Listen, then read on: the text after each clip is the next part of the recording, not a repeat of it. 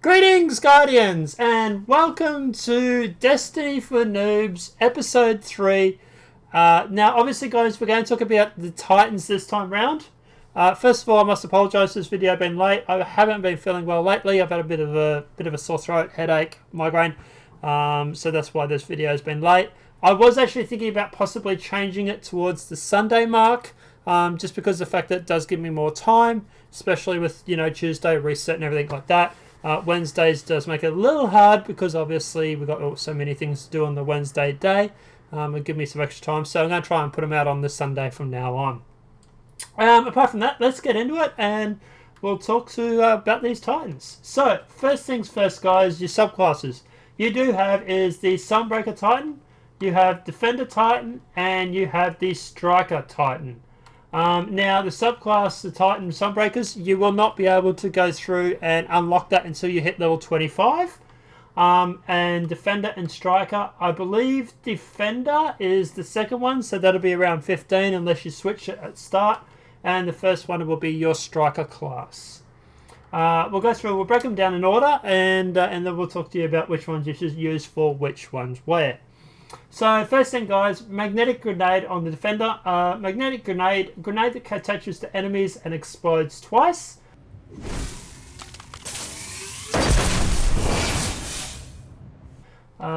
Second grenade you get is an upgrade, which is spike grenade.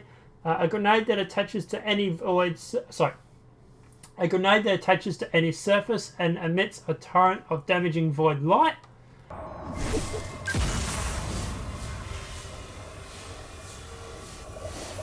And the last grenade you get to choose from is an explosive grenade that prevents enemies from using abilities for a short time.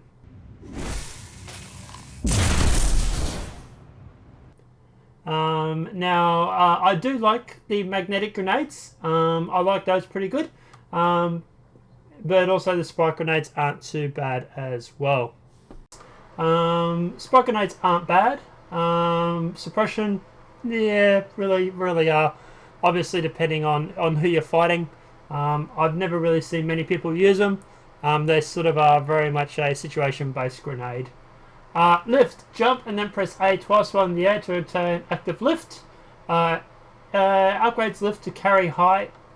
Upgrades lift for better directional control while in the air. And catapult, upgrade lift to provide a strong and initial burst of moment. I do like that just because of the fact I do have my agility pretty low, so I do like the increased height. However, sometimes I will switch it to that, just if I'm trying to hit a mark or something along those lines. Really does depend on the situation as to which one you use. I've seen sometimes people use catapult, for example, when they're trying to do the jumping puzzle when they're on their Titans. Ward of Dawn, shape void light into an indestructible shield that protects you and your allies, replenishes grenade and melee energy on activation. Armor of Light, while inside Ward of Dawn, your allies gain significant damage resistance.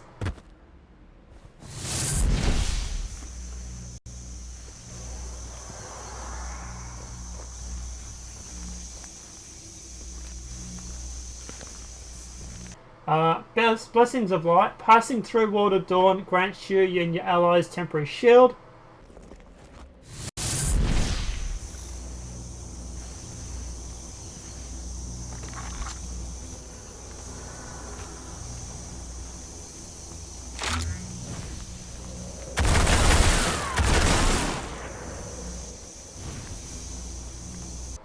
And Weapons of Light. Passing through Weapons of Dawn.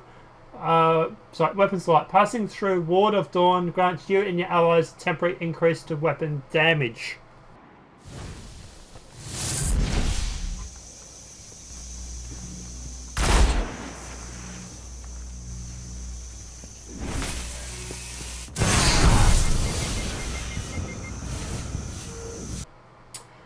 So guys, just talking about these, Armor of Light is useful if you are staying inside the bubble. As long as you're inside the bubble, you will have your Armor of Light.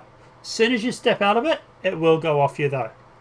Blessings of Light is the opposite. You will get your blessings while you're in your bubble, but it will allow you to hold it for a little bit longer while you're outside. and it will sort of give you double the health bar. So you'll see like an overshield, which I'll show you now.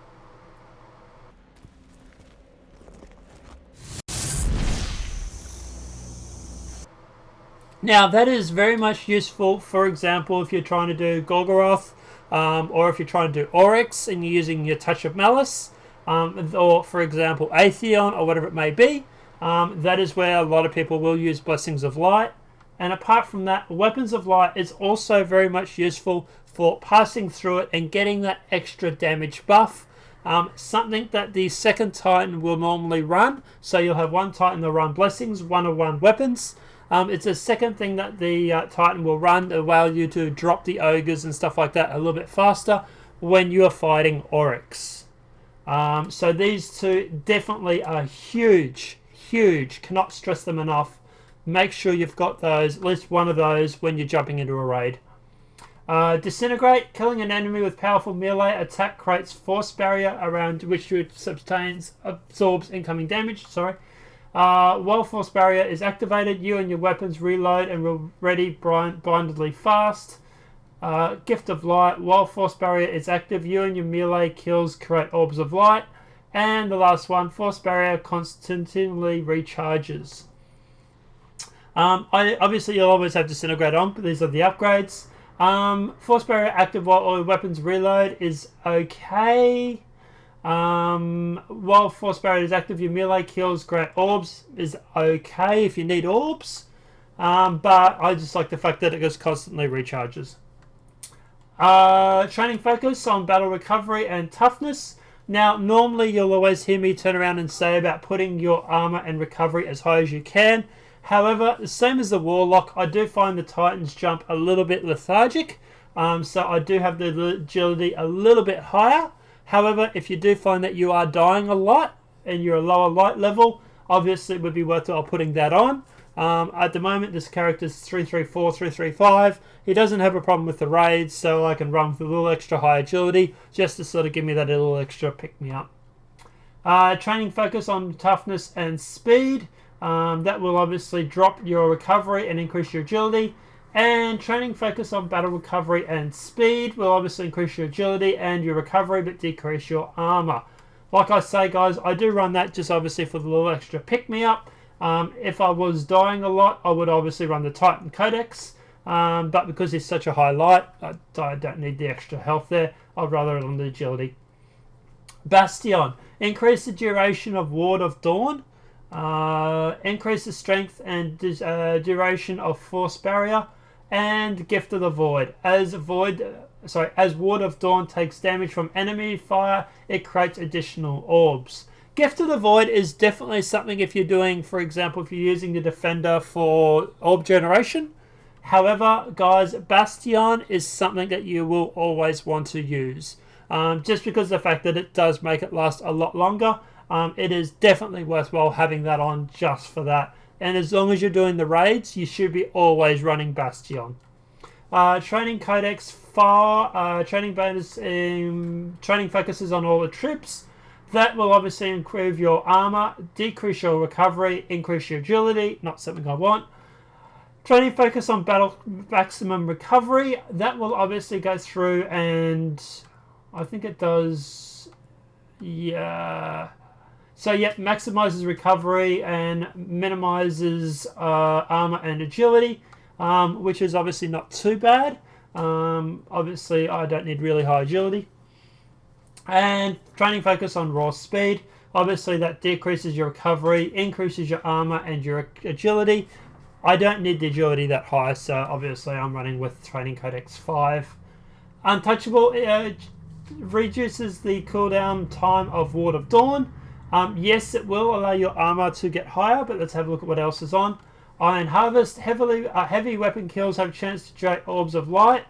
Yeah, okay. And eliminated. Increase the benefit granted by blessings of light and weapons of light. Guys, normally if you're doing a raid, you'll want Eliminated and Bastion. You'll want those two on. Untouchable is okay. But you sort of want that extra oomph gone to your weapons and blessings. And it goes on to your allies. No, sorry, this goes on to you, doesn't it? Increase the benefit granted by blessings of light and weapons of light. So it will increase your weapons and blessings. So obviously, yeah, that's great. Apart from that, guys, obviously we'll go through and we'll check out the Striker subclass. So we'll do that now. Okay, so let's have a look at the Striker class. Oops, I just put it on, didn't I? Don't. Okay, let's have a look at the Striker class. So, Flashbang Grenade, an explosive grenade that disorientates the enemies and it damages. Pulse Grenade, a grenade that periodically recharges. A grenade that periodically damages enemies inside explosion radius.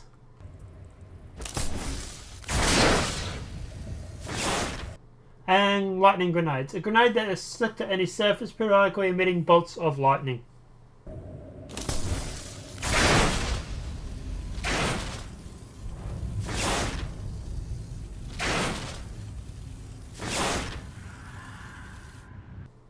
So obviously, guys, I like my pulse grenade, but that said, they're all pretty good.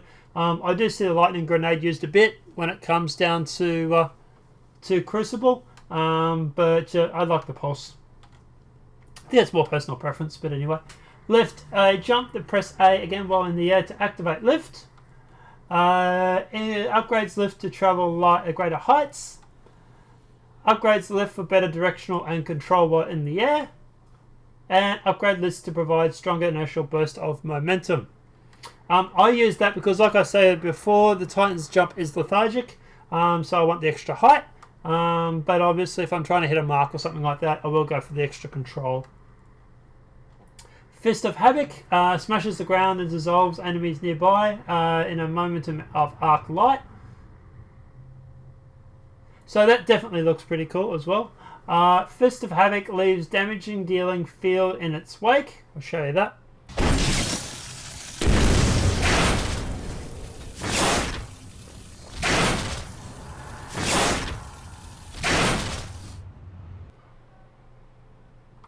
And Death from Above. After jumping, Fist of Havoc can be aimed at enemies below. I'll show you that.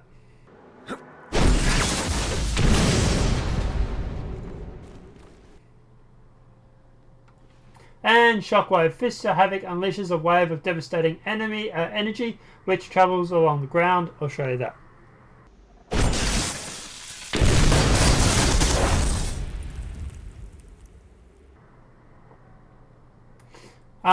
So Stormfist, a punishing melee attack that deals bonus damage enemy.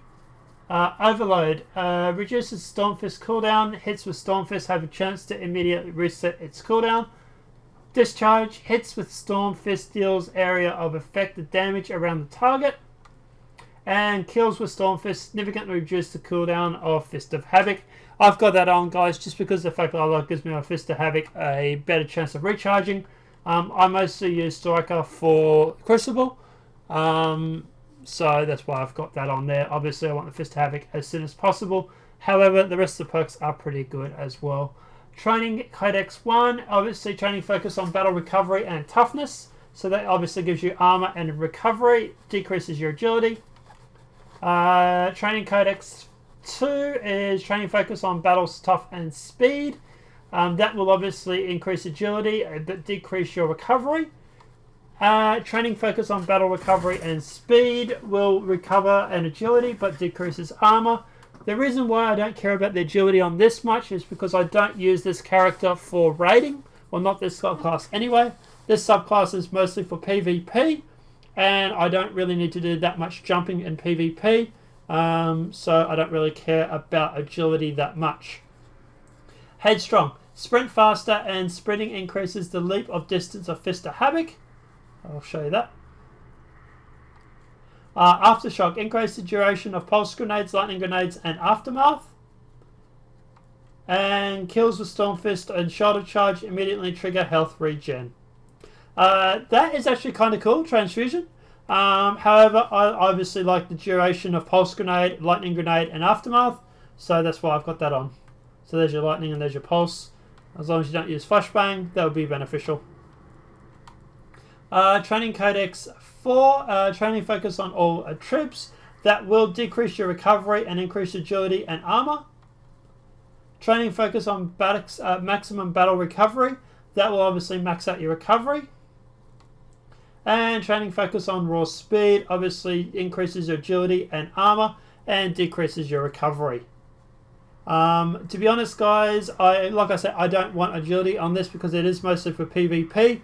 So I've got that as low as I can go, and therefore obviously that's why I've got that on. I want my maximum recovery and armor just for the fact that I can take the shots and take the hits. And unstoppable, you're harder to kill while using Fist of Havoc. After sprinting for a short time, press right bits to unleash a devastating melee attack, that's shoulder charge. And after sprinting for a short time, gain a protective shield. I don't use Juggernaut mainly because if I am running around, I would much rather shoulder charge. However, I do switch between unstoppable and shoulder charge sometimes. So they're the two options I would pick, especially for PvP. And apart from that, guys, obviously we'll go through and we'll break down the Sunbreaker class. This is the one that unlocks at 25, and we'll go down and we'll talk about this. So, first one is Fusion Grenade, an explosive grenade that causes bonus damage while attached to its target. Obviously, that's pretty cool.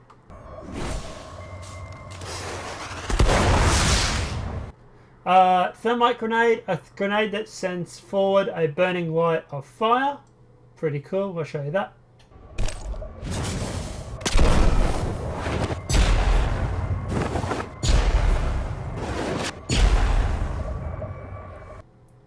And Incendiary Grenade, a grenade whose explosion catches enemies on fire, causing additional damage over time.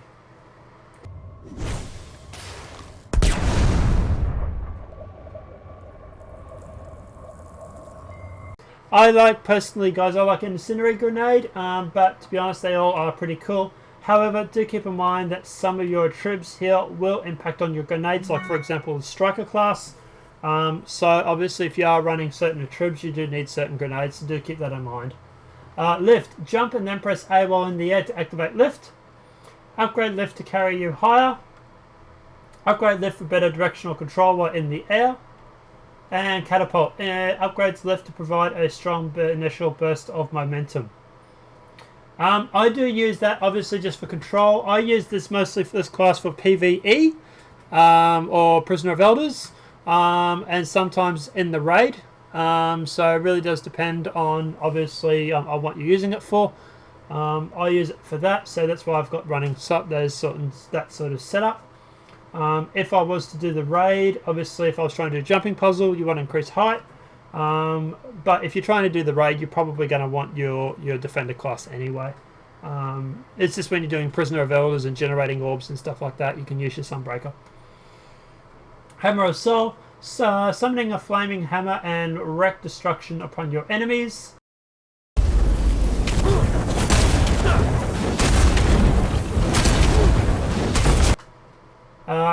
Throw more hammers, and hammers cause bigger explosions, which is obviously very cool.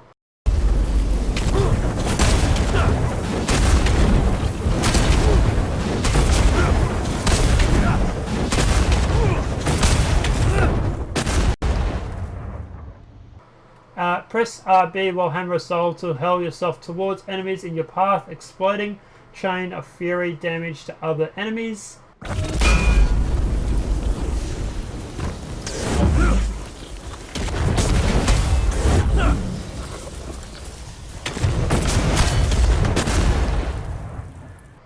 And ignite the world, creating sunspots everywhere your Hammer of Soul impacts.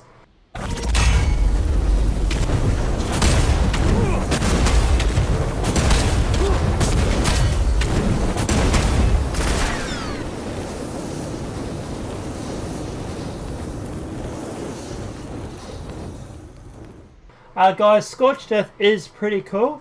In fact, all three of those are very, very cool troops. Forge Master will allow you to throw more hammers, so that is definitely worthwhile having a look at. I was just playing around with that, so that's why I've got that on. But depending on what you want as to what you do. If you want to obviously throw more hammers, you use Forge Master. If you want to go bashing into people and smashing them with hammers, you use Sun Charge.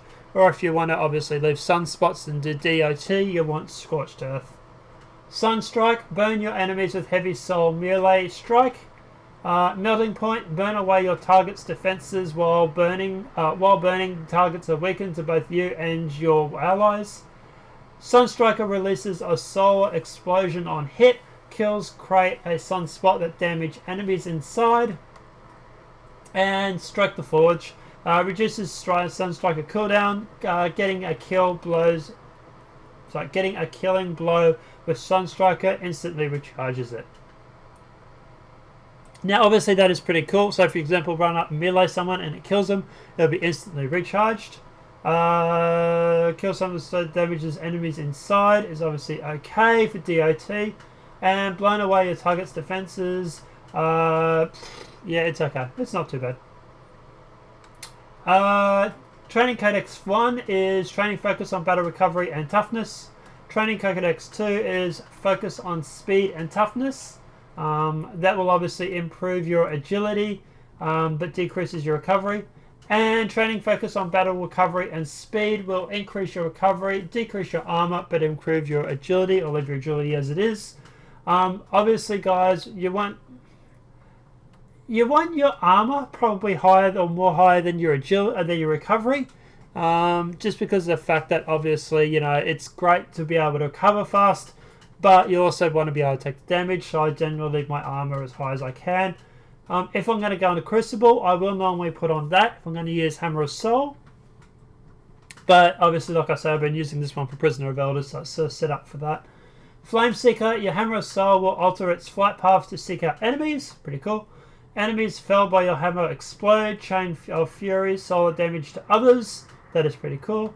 And enemies felled by your fire grant you bonus agility and reload speed. Stacks 3 times. That is okay. These two are really, really cool.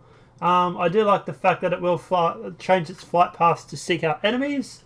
And enemies felled by your hammer explode, which is definitely looking pretty cool. Training Codex 4, training focus on all attributes. Training Codex 5, trainers focus on maximum recovery. And Training Codex 6, training focuses on raw speed. That will obviously improve your recovery or your agility. It will decrease quite significantly recovery.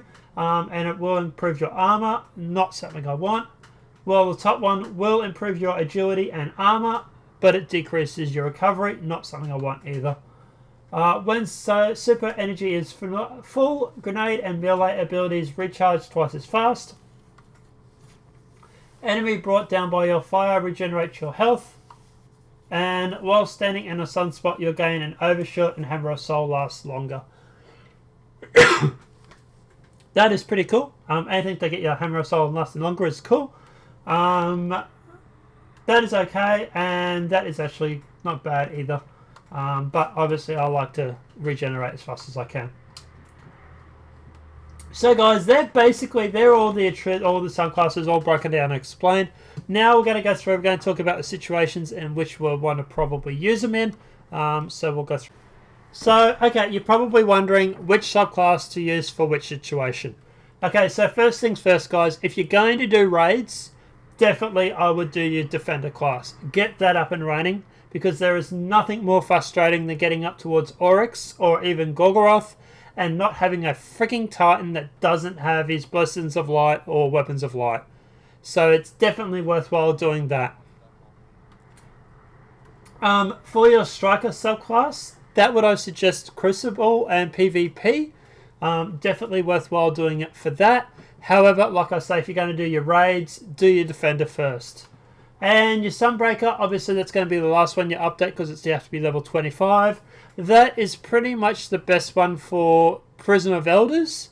And also for Crucible, and also for doing ad control on, for example, Gorgoroth. However, you probably want your Defender class if you don't have a Defender Titan already. So it's worthwhile probably focusing on that first. So in order, guys, if you do raids, I would suggest Defender. If you're PvP player, I would say do Striker first. And then obviously do your Sunbreaker. Hopefully this video has been helpful. Obviously, if it has, please slap a like on it. Obviously, yeah, it lets me know if you guys find these videos helpful or not. If you have any questions regarding the Titan or any suggestions regarding the videos, please feel free to slap them in the comments section below. I do read them all, regardless of whether I comment or not. I only comment if I find something that I can comment is going to be useful, so I don't just normally, yeah. But obviously, like I said, if you have any questions or comments, please feel free to put it in the comments section. And if you're new to the channel, guys, please slap a like on that, or please slap that subscribe button. It obviously lets you know when all the new videos are coming out. Now, like I said before, guys, I am going to try and do these videos, upload them on a Sunday. I know this one was late, horribly late. I wasn't feeling well, and I was also trying to get my house finished. I'm still trying to renovate as well, so that makes it a little hard for me. But guys, look, obviously I'll try and get them up on these Sundays, and that way it gives me extra time. Next video, we're going to be talking about how to actually go through and level your character up fast, using, like, for example, bounties or missions or whatnot. So we're going to go through, we're going to talk about that. We'll even talk about the Spark of Light as well. Apart from that, Guardians, if you have any suggestions regarding videos, please feel free to hit me up on Twitter. Use the hashtag Destiny4Noobs. And that way, obviously, I'll go through, and if I ever run out of ideas, I can just steal your idea, if you don't mind. Apart from that, Guardians, enjoy yourselves. Have a great night. I'll see you playing Destiny.